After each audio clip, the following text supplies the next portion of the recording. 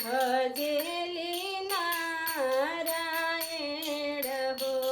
ए बहिनी कवने बिरिछी तारा तुलसी त भजेली नारायण हो। गोकुल में तुलसी के नैहर मथुरा में ससुर हो। ए बहिनी चंदना बिरिछी तारा तुलसी त भजे